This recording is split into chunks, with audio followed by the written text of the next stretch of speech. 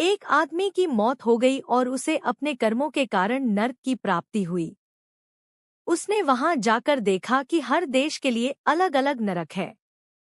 वह अमेरिकन नर्क में गया और पूछा कि यहाँ आत्माओं को किस तरह पीड़ा दी जाती है। उसे बताया गया, पहले तो वे आपको बिजली की कुर्सी पर 1 घंटा बैठाकर करंट लगाते हैं। फिर आपको तीखे कीलों वाले बिस्तर पर नंगे बदन घंटे भर सुलाते हैं। फिर अमेरिकन राक्षस आता है जो दिन भर आपको चाबुक से कोड़े लगाता है। उस आदमी को यह सारा सिलसिला पसंद नहीं आया और वह आगे बढ़ गया। उसने आगे जाकर जर्मनी, जापानी, ऑस्ट्रेलियाई इत्यादि तमाम देशों के नर्क देख डाले।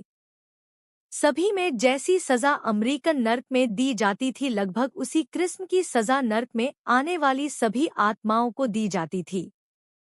हाँ, धरती पर किए पापों की गंभीरता के आधार पर समय में कुछ कमी बेसी जरूर हो जाती थी। घूमते घूमते वह आखिर में भारतीय नर्क में पहुंचा। वहां उसने देखा कि नर्क में प्रवेश के लिए आत्माओं की हजारों मील लंबी लाइन लगी है। आश्चर्यचकित होता हुआ उसने पूछा कि यहाँ किस किस्म की सजा आत्माओं को दी जाती है जिसके कारण इतनी लंबी लाइन लगी है। उसे बताया गया कि पहले तो वे आपको बिजली की कुर्सी पर 1 घंटा बैठाकर करंट लगाते हैं। फिर आपको तीखे कीलों वाले बिस्तर पर नंगे बदन घंटे भर सुलाते हैं। फिर भारतीय राक्षस आता है जो दिन भर आपको चाबुक के कोड़े लगाता है। उसे और ज्यादा आश्चर्य हुआ। उसने फिर पूछा, पर ऐसी ही सजा तो अमेरिकन और तमाम अन्य देशों के नरकों में भी है। वहां तो अंदर जाने वालों की ऐसी भीड़ नहीं दिखी।